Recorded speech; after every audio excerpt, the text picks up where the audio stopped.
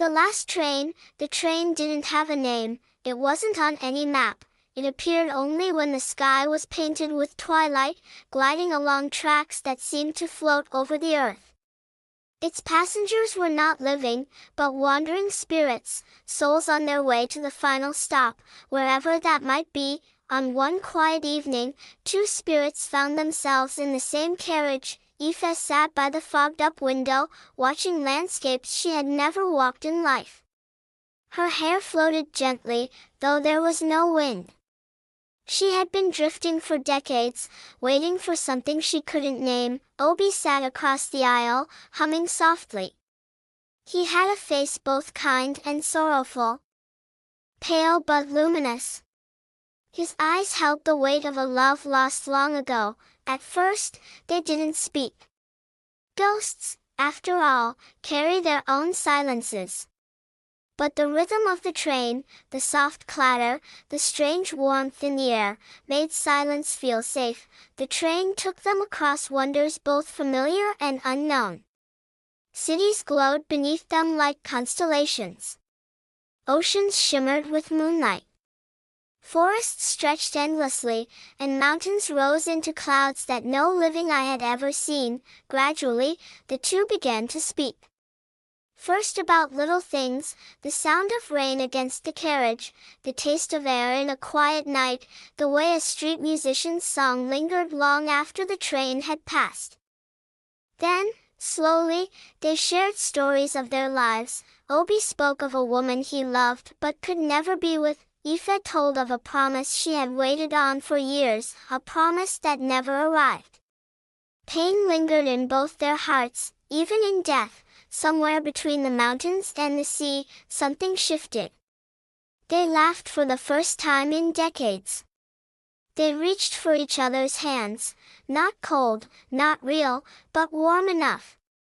And in that instant, they felt alive again, alive in a way they had forgotten. The train made stops along invisible stations.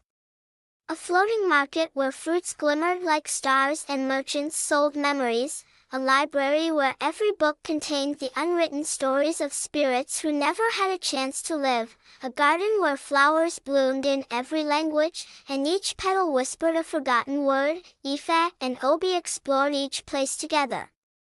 They shared meals from invisible kitchens, danced to music no living person could hear, and laughed like children discovering the world for the first time. But all passengers knew, every journey has a final stop. The carriage lights dimmed as the train approached the edge of the world. Shadows stretched longer. The air glimmered with golden light. Other spirits prepared to step off, moving toward peace, toward rest, toward whatever awaited beyond. Aoife's voice trembled. "I don't want to leave you." Obi squeezed her hand. "You won't. We'll always be together. Even after this journey ends." They held each other tightly as the train slowed. The final station shimmered, a place neither living nor dead, a realm of eternal calm. When they stepped off the train together, the golden light enveloped them. They felt no fear, only love, love strong enough to outlast life itself, strong enough to carry them beyond endings. As their forms dissolved into the glow, they realized the truth: love transcends death. Even the end of a journey can be beautiful if shared with someone who truly understands your soul. Moral lesson: true love doesn't belong to the living alone. Connection, understanding, and care can outlast life itself.